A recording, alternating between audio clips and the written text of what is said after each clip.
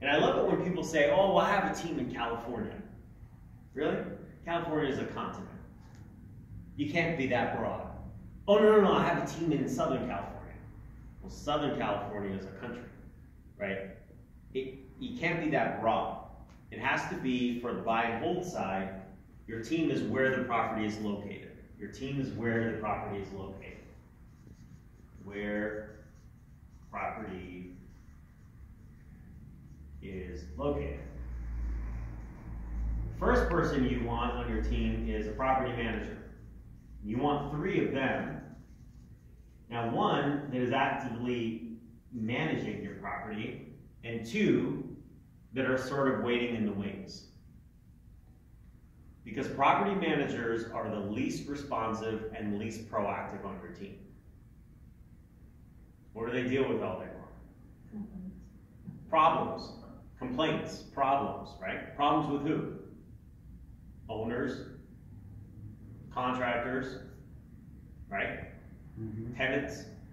And see, you live in LA, and let's say you have a property in Florida, right? And you get off work at 6 o'clock, and you call your property manager at 9 o'clock their time, and you've been calling them all week, you've been emailing them, texting them all week, and they don't respond. And you're calling them to give them their 47th problem of the day, right?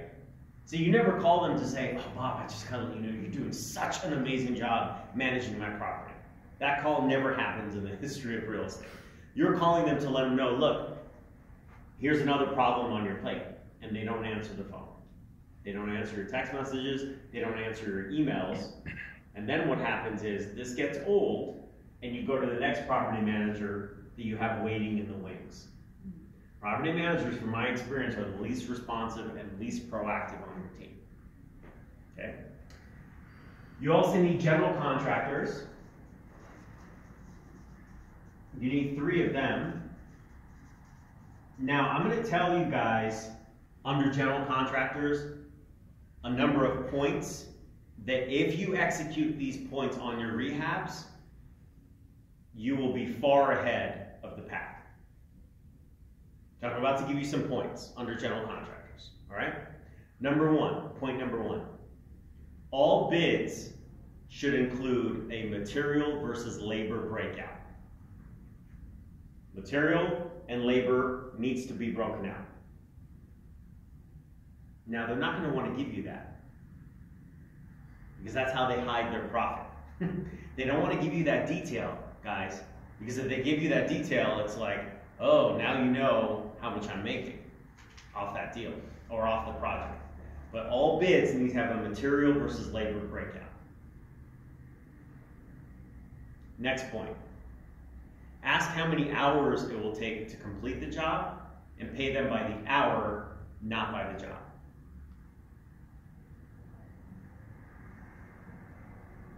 Ask them how many hours will it take to complete the job and pay them by the hour, not by the job. Because again, that's how they really fold in a lot of their profit. They'll tell you, they'll say, oh, this job would cost $10,000.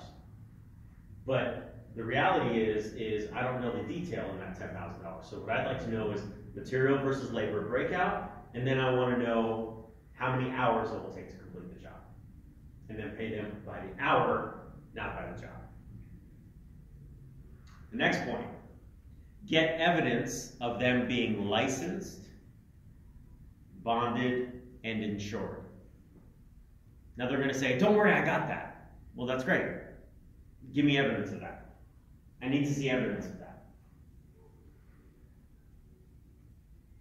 Licensed, bonded, and insured. The next point. All rehab goes over budget and time frame. I've never done a rehab project that has been under budget and under time frame. It always goes over. Mm-hmm. Which is a great segue into the next point. So all rehab goes over budget? All rehab goes over budget and time frame. So the next point is this.